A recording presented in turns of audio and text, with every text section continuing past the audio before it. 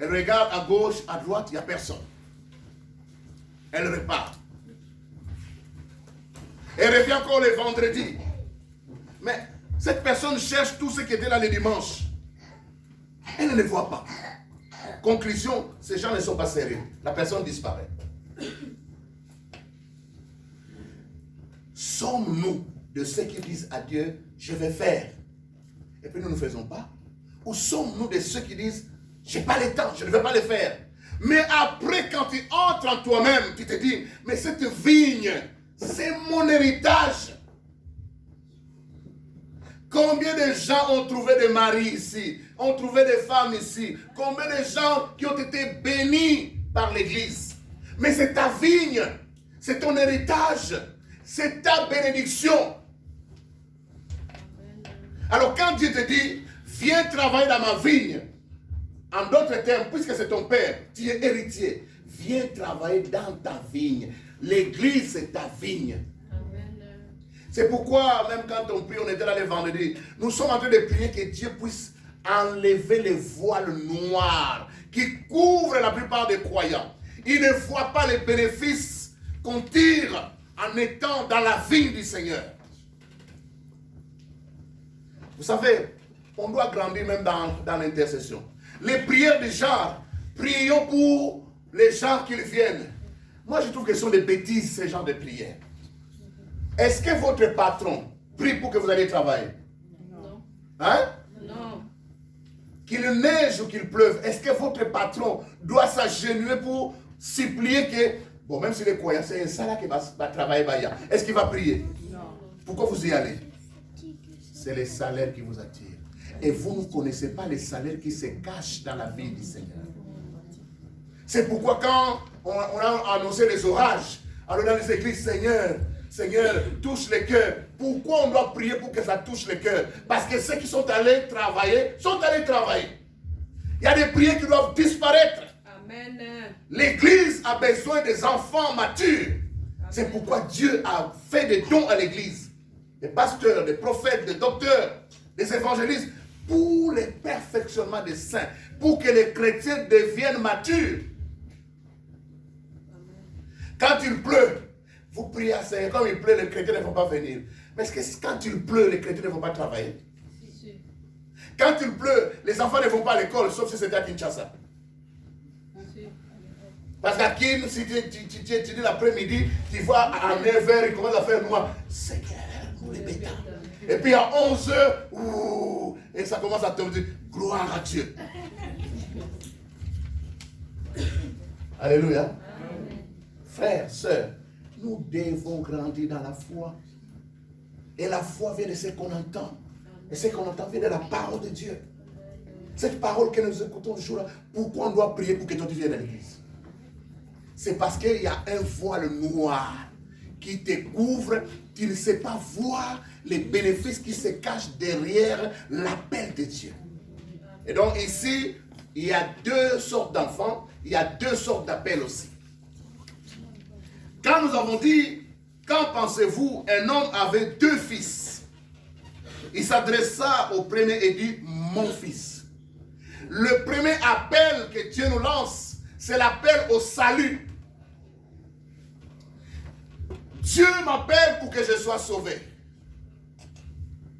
C'est pourquoi quand je suis sauvé, il me considère je suis son enfant. Une propriété privée. J'appartiens au Seigneur. C'est pourquoi je ne tremble pas devant les sorciers. Je suis une propriété privée de Dieu. Celui qui me touche à la prunelle de l'œil de Dieu. Amen. Je suis sous haute surveillance, protection. La CIA peut faillir. Tous les services de sécurité américains ont failli. Ben Laden avait frappé. Mais celui qui veille sur moi et qui veille sur toi, si tu lui appartiens, il ne dort jamais. Il ne somnole jamais. Amen. J'ai la sécurité du croyant. Amen. Parmi les chrétiens qui n'ont pas peur, moi je fais partie. Amen. Parce que je sais en qui j'ai mis ma confiance. Amen. Amen. Il n'y a aucun sorcier qui peut faire trembler. Ça n'existe pas. Parce que celui qui est en moi, il est plus fort que celui qui est dans le monde. Amen. Vous pouvez réunir tous les rosicruciens. Vous dites qu'ils sont dans cette pièce. Moi, je dors dans l'autre pièce. 5 minutes après, je commence à ronfler. Mais toi, tu vas attendre minuit. Quand il est minuit, tu commences à prier jusqu'à 5 heures. Pourquoi? Ça, c'est parce que tu as peur. Vous savez, la prière doit être inspirée par la foi et non par la peur. Mais beaucoup de vies de prière sont inspirées par la peur, pas par la foi. On vous a dit que c'est à minuit que les sorciers commencent à sortir. Alors tu commences à prier à minuit. Vous croyez que Satan est bête? Satan, Lucifer, son premier nom, c'était un astre radieux. C'était le chérubin protecteur qui se tenait auprès de Dieu. Il est intelligent plus que tout autre homme. Donc s'il sait que c'est à minuit, comme vous dites, que vous commencez à les contrecarrer, mais ils sont à 21h, qu'est-ce que vous croyez? Oh, c'est vers les 5h là. Mais ils sont à 3h. Arrêtez avec ces bêtises des églises africaines. Amen. Je vous dis encore, si l'évangile qu'on vous prêche en tant qu'Africain, cet évangile ne peut pas être prêché à Bill Gates, rejeté, ce n'est pas l'évangile. Si la parole de Dieu qu'on vous annonce est différente de ce qu'on donne à Bill Gates, parce qu'on croit que vous êtes africain, on adapte une parole et à Bill Gates, on donne une autre parole, rejetez la parole qu'on vous donne, ce n'est pas la parole de Dieu. La parole de Dieu reste la même pour moi et pour Bill Gates. C'est qu'un prédicateur africain, vous savez, vous prenez Bill Gates, vous mettez là. Vous mettez Joseph Bezos, vous mettez là. Tous les milliardaires, là, les 50, vous les mettez ici. Les prédicateurs africains, ils changent de prédication, n'est-ce pas? Ils changent. Ils ont des milliards. Vous allez leur dire, venez prier, le Seigneur va vous bénir. Mais ils sont déjà bénis plus que vous les pasteurs. Alors vous allez retourner à la parole. Parce que ces gens qui sont là, ils n'ont pas besoin de matériel. Ils ont besoin de la vie de Dieu. Je reprends encore. Si vous écoutez un prédicateur qui vous donne un évangile que Bill Gates ne peut pas assimiler, rejetez, ce n'est pas l'évangile. Je dois manger la même nourriture spirituelle que Bill Gates. Si ce n'est pas la même, ce n'est pas la parole de Dieu. Donc, nous avons deux sortes d'enfants, mais deux types d'appels aussi. Le premier appel, c'est quand Dieu m'appelle au salut. Quand quelqu'un n'est pas en Christ, il est loin de Dieu. Dieu va commencer à travailler par le Saint-Esprit pour créer des occasions qui vont amener la personne au salut. Par exemple, il va mettre sur ton chemin des amis chrétiens. Tu vas chez un cousin, une cousine, une amie, tu passes un week-end là-bas, et puis ils te disent, ce dimanche, tu viens à l'église, nous allons à l'église. Ce sont des opportunités que Dieu met sur ton chemin pour que tu viennes au Seigneur. Mais quand les autres vont à l'église, tu dis, ah, moi j'ai fait la grâce matinée. Tu rates des opportunités. C'est pourquoi, vous qui avez l'habitude d'accueillir les gens le week-end, vous pouvez être des ponts pour sauver beaucoup de gens. Quelqu'un vient de l'Italie, de la France, de l'Espagne, vous dites, dimanche, nous on va à l'église. Et la personne vous suit. La personne écoute la prédication. 10 ans plus tard, la personne va dire, j'ai été sauvé parce que mon cousin, ma cousine m'avait amené dans leur église. Et quand les prédicateurs prêchaient, c'est comme s'ils me parlaient. Voilà. Avant le salut, Dieu agit par son esprit. Quand il reste le maître de temps et de circonstances, il va permettre des situations dans la famille. Vous perdez membre de famille. Et puis on invite un prédicateur qui vient au deuil. Il prêche la parole. Mais ce sont des occasions que Dieu vous donne. Pour que vous soyez sauvés, il vous lance le défi. Apocalypse 3:20 nous dit, voici je me tiens à la porte et je frappe. Si c'était maintenant, on va dire, voici je me tiens à la porte et je sonne. Parce que maintenant, on ne frappe pas, on sonne. Voici je me tiens à la porte et je sonne. Si quelqu'un entend ma voix et voit mon visage par les parlophones, et il ouvre la porte, j'entrerai chez lui. Je souperai avec lui et lui avec moi. Vous savez, quand vous, imaginez, vous soupez avec Jésus.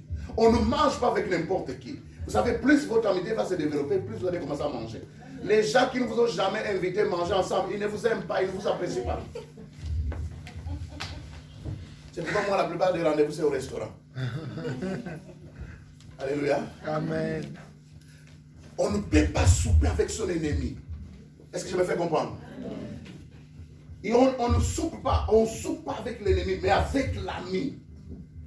Et donc quand Jésus dit, je me tiens à la porte et je sonne, si quelqu'un entend ma voix et ouvre, j'entrerai chez lui, je souperai avec lui et lui avec moi. En d'autres termes, je vais développer intimité avec toi, amitié avec toi, relation avec toi. Ça, c'est le premier appel. Dieu veut que tu viennes au salut. Il va pardonner tous tes péchés. Il va te donner la vie éternelle. C'est-à-dire que tu ne périras jamais. Un enfant de Dieu qui tremble devant la mort, il ne connaît pas encore la sécurité du croyant. Un enfant de Dieu qui vit dans la culpabilité de ses anciens péchés, il ne connaît pas encore la sécurité du croyant. Quand nous venons en Christ, la Bible dit, il nous pardonne nos péchés. Il pardonne nos fautes. Il ne s'en souvient plus. Autant au stand de t'éloigner d'Arlon, autant il éloigne de nous nos fautes et nos péchés. Amen. Hébreux 10, 17 nous dit, quand il pardonne, il ne s'en souvient plus. Le pardon de Jésus ne couvre pas les péchés. Il efface. Voici l'agneau de Dieu qui ôte les péchés du monde. Amen. Amen. Alors, la culpabilité que tu as à cause de tes anciens péchés, c'est la conséquence du manque de connaissance dans la parole de Dieu. Et c'est cette connaissance qui procure la sécurité du croyant. Maintenant, le ressentiment que tu as, c'est à cause du mal que toi, on t'a fait. Mais la culpabilité, c'est à cause du mal que toi tu as fait. Mais tu n'as jamais accepté le pardon. Donc, d'abord, Dieu vous appelle au salut. Frères, sœurs, écoutez-moi. Si vous commencez par servir dans la vigne sans être enfant, il vous est difficile de devenir enfant. Parfois presque impossible. Si vous êtes musicien, mais vous n'avez jamais donné votre vie à Jésus, il vous sera difficile de donner votre vie à Jésus parce que mon aranga déjà, un musicien, n'a pas la guitare, n'a pas la drum, n'a pas la bouée. Frère, soyez comme Nicodème. Amen. Même la nuit, allez voir les pasteurs. Le pasteur, tu n'es pas la bouée, et l'autre côté. Il ne faut pas que j'aille en enfer juste pour tromper les gens. Parce que frères, sœurs, quand vous acceptez Jésus, il y a des choses qui deviennent naturelles. Amen. Par exemple, la soif de la parole de Dieu, la soif de la prière, si ce n'est pas naturel en vous, vous n'êtes pas encore enfant de Dieu.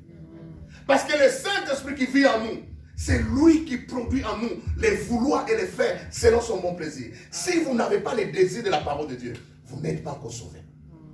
Si vous n'avez pas la joie de vous retrouver avec vos frères pour louer, adorer, prier, vous n'êtes pas encore sauvé. Parce que si vous êtes sauvé, le Saint-Esprit vit en vous. Amen. Et c'est lui qui produit tous ces désirs. On ne doit pas être derrière pour pousser. Regarde, maman Marlène a changé la formule. Quand elle fait les annonces, elle dit, faisons tous nos efforts. Comment elle dit? Faisons l'effort. Faisons l'effort. Bêtise. C'est-à-dire, on commence par dire, on dit d'abord ce qui doit être fait, mais après on se rend compte que ça ne sert à rien de connaître, dire, tout quitte ce niveau. Et puis après un jour, on va commencer à dire, bon, de temps en temps, venez. Et puis on disparaît, comme ça, bon, attends, il ne fait pas moi. Ah, Seigneur. Okay. Dieu me met à cœur d'avoir une église des hommes et des femmes matures. C'est-à-dire où on ne prie jamais pour que les gens viennent à l'église. Une église où, qu'il pleuve ou qu'il neige, si tu veux venir, tu vas venir. Parce que quand tu vas travailler ou quand tu vas à l'université, les profs ne gênent pas pour toi. On s'en fout. On s'en fout. Amen. On a atteint un certain niveau de maturité. Amen. Il y a un pasteur au Congo, je ne sais pas si c'est toujours mon qui disait.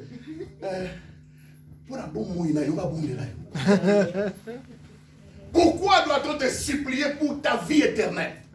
Pour ton salut? Tu ne connais pas la valeur. Amen. Et Jésus a dit, on ne peut pas prendre les bijoux, les mettre sur des cochons. Parce que les cochons vont retourner dans la boue. Et les cochons, quand tu les vois dans la boue, laisse-les dans la boue. Parce que même si tu les laves, ils vont encore retourner dans la boue. Frères, sœurs, si vous n'avez pas faim et soif de Dieu, vous n'êtes pas sauvés. L'Esprit de Dieu ne vit pas en vous. Parce que quand l'Esprit de Dieu vit en vous, la Bible dit, l'Esprit de Dieu ne vous laissera pas oisif. Le Saint-Esprit ne peut pas vous laisser sans désir de la parole, sans désir de la prière. Les gens ont rené à l'église, vous regardez Novelas. Vous ne connaissez pas Dieu. J'étais ici hier, comme j'ai dit, de 19h jusqu'au petit matin. Rempli ici, rempli même dans les couloirs. avec les enfants. Loue à Dieu. Priant. 2 types d'enfants. Les enfants roumains et les enfants congolais. Les enfants congolais disent on va faire et ils ne font pas. Les roumains disent on va faire. Oh, si Dieu pouvait nous ôter tous les télés que nous avons, toutes les télés que nous avons, nous ôter tous les iPhones que nous avons, nous aurions même 10 heures de libre pour servir Dieu. Mais regardez le nombre de temps que vous passez devant la télé. Il y a des gens qui ne peuvent pas faire 10 minutes sans le téléphone. Tu es obsédé de la même façon que celui qui est fumeur de chambre. Si tu ne peux pas te séparer de ton téléphone même pour 30 minutes, la même chose. Amen, amen. Amen, amen. Parce que quand tu n'as pas pris ta dose, alors tu es obsédé. Moi, je bosse. Frère, faisons des exercices. Les lots, comme avait dit mon bail, téléphone, tu seras toute la journée. Réseaux sociaux désactivés. À des bêtises. Je ne vais pas souiller mes yeux à envoyer des images sales. Amen. Et puis tu dis à tes amis, ceux qui ont tiré une image à saleté, je te bloque pour la vie. Amen. La Bible dit, je ne mettrai point devant mes yeux. Je ne mettrai rien de mauvais. Tout ce qui est mauvais, pourquoi tu le mets devant tes yeux? Et maintenant, sans les vouloir, tes amis te les envoient. Et puis quand tu cliques, ça s'ouvre. Tu dis à la personne que ce soit la première et la dernière fois. Les jours où tu oses encore, je te bloque pour la vie. C'est comme ça qu'on va faire la différence. C'est comme ça qu'on verra que cet enfant est différent de l'autre. Pourquoi nous tous nous venons à l'église, mais très peu de gens seulement s'engagent à servir Dieu.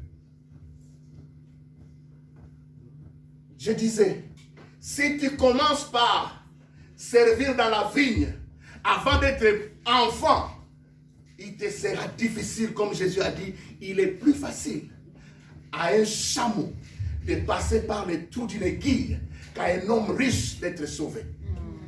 Tu es déjà ancien à l'église, diacre, diaconesse, intercesseur, musicien, chantre, avec ce titre, tu crois que tu es sauvé. Non, on n'est pas sauvé par ce qu'on fait. On est sauvé d'abord par la vie que Dieu nous donne. Et ensuite, il nous appelle une deuxième fois. L'appel au ministère doit venir après l'appel au salut. Si vous servez Dieu sans être sauvé, vous servez avec le feu étranger. Ce n'est pas le Saint-Esprit. Vous savez qu'il y a des dons naturels. À part les dons spirituels, Dieu nous a aussi donné des dons naturels. C'est-à-dire, vous savez organiser. Quand vous arrivez quelque part, même là où il n'y avait pas d'organisation, vous apportez l'organisation. Vous avez les dons, par exemple, de présider. Quand vous dirigez une réunion, on sent l'harmonie. Ça sont des dons innés. Ou peut-être que vous avez développé avec la formation. Ça n'a rien à voir avec les dons spirituels. Vous avez les dons de libéralité. Vous savez, il y a des gens, ils peuvent être millionnaires, mais ils sont pauvres. Ils peuvent être millionnaires. Vous savez, vous pouvez être avec quelqu'un, il a 3000 euros, mais il souffre pour vous donner 50 euros. Mais vous, qui n'avez que 200, vous lui donnez 50 euros. La richesse et la pauvreté, c'est ici. Nicodème est allé voir Jésus la nuit. Parce que la journée, c'est toi le docteur de la loi. Tu vas encore chez ce petit-là. Il dit, ah, j'ai découvert quelque chose que je ne connais pas même en tant que docteur. Bon, pour qu'on ne me critique pas, je vais voir le maître la nuit. Et c'est comme ça que Nicodème, on lui a expliqué ce que c'est la nouvelle naissance. Il y a des choses, vous devez venir me voir, même la boutique. Tu prends rendez-vous au restaurant. Au restaurant. Snack, interdiction formelle. Tu prends rendez-vous. Vous savez, à une certaine époque, les pasteurs nous pour ça donnaient des séminaires sur la sorcellerie. Mais maintenant, vous êtes déjà ancien à l'église. Vous allez passer devant. Dire que moi, je suis sorcier. Vous passez à l'église. C'est le même passage. Si tu es sorcier, ne viens pas le dire devant l'église. Viens me voir. On va gérer ça autrement. Alors, il y a des gens qui allaient voir les pasteurs de Koussa. Moi, à côté de la bureau. Je suis pasteur. Je suis dans la chose. Je suis dans la chose. J'ai un ami qui est au Canada. Chaque jour, quand on parle, on dit pasteur, je suis dans la chose. Si tu es dans la chose, viens. Mieux vaut régler l'histoire et avoir, vous savez, l'assurance de salut que j'ai. Je suis dans l'avion. Immédiatement par là, quand ça fait boum boum, bon, ça va faire mal quand je vais m'écraser là. Je ne sais pas si c'est ma tête qui va cogner, mais je sais que j'irai tout droit au ciel. Alléluia. Et au ciel, ce qui m'attend n'a rien à voir avec ce que j'ai ici. C'est 10 millions de fois plus meilleur. C'est pourquoi l'apôtre Paul disait, j'ai deux envies. J'ai envie de partir pour être avec le Seigneur. Mais en même temps, j'ai encore envie de rester avec vous pour vous aider. Mais moi, je vous ai suffisamment aidé. J'ai envie de partir. Alléluia. Amen. Frère, 2 appels, 2 fils ou 2 filles. Est-ce que tu es de ceux-là que Dieu dit, viens dans ma vigne? Et là, la moisson est grande, il y a peu d'ouvriers.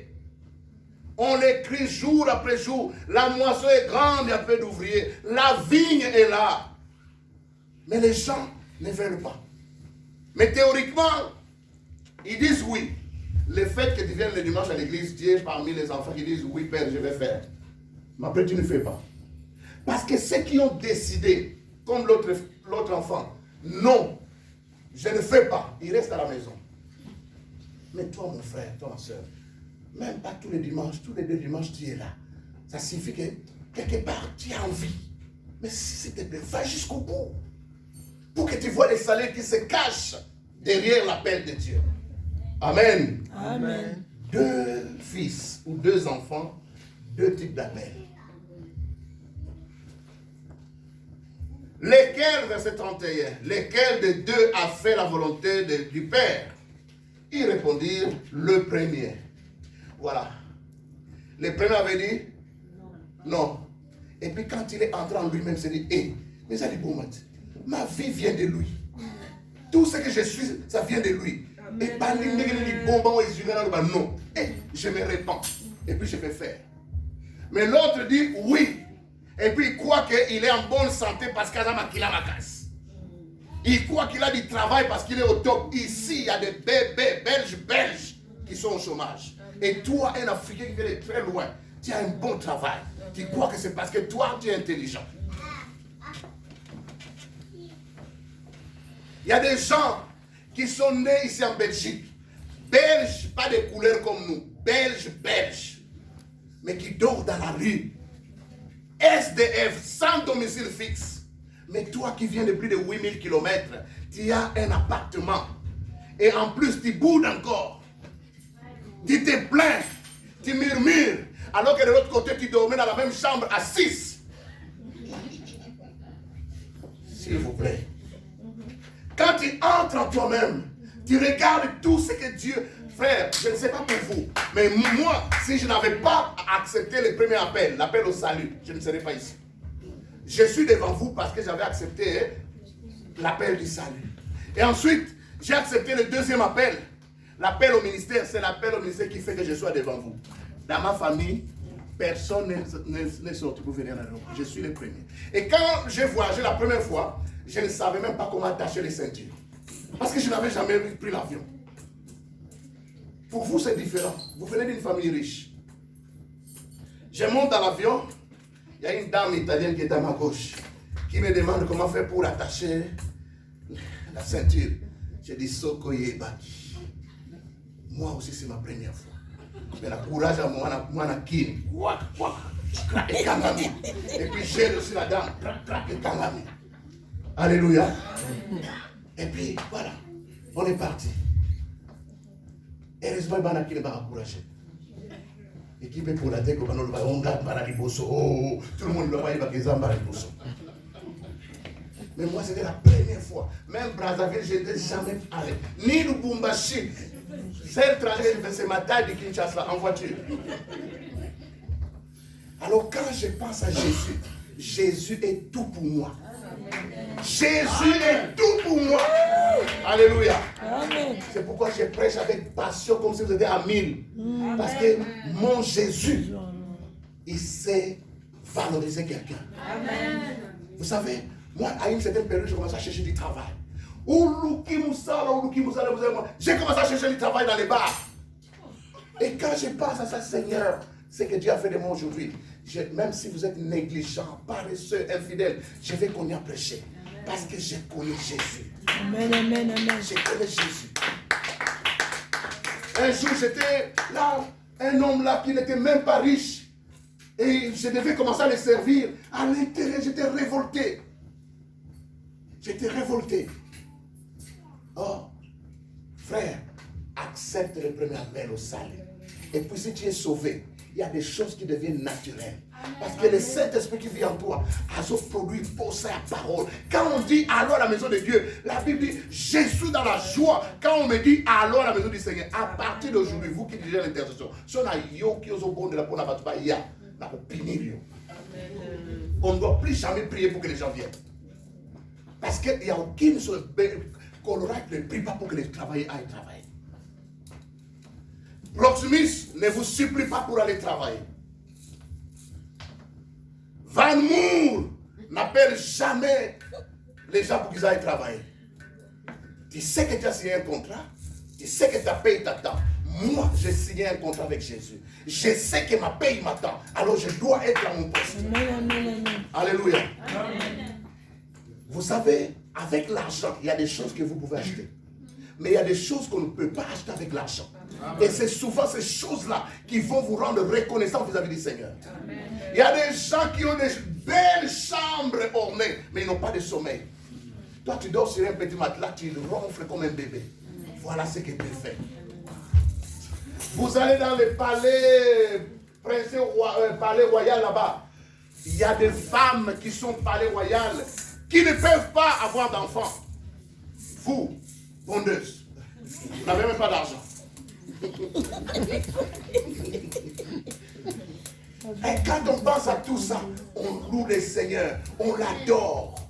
Amen. Vous savez, un homme de Dieu avait dit, si tu veux vraiment être reconnaissant vis-à-vis du Seigneur, regarde ta vie. Imagine l'inverse. Si Dieu ne t'avait pas fait grâce que tu sois ce que tu es. Regarde certains amis à toi qui n'ont pas eu la grâce que tu as. Quel genre de vie ces gens ont? Alors ça va te pousser à adorer le Seigneur. Personne ne va te bousculer pour que tu loues le Seigneur. Vous savez, quand vous allez par exemple en Afrique, il y a des gens qui vous appellent vieux. Des petits frères.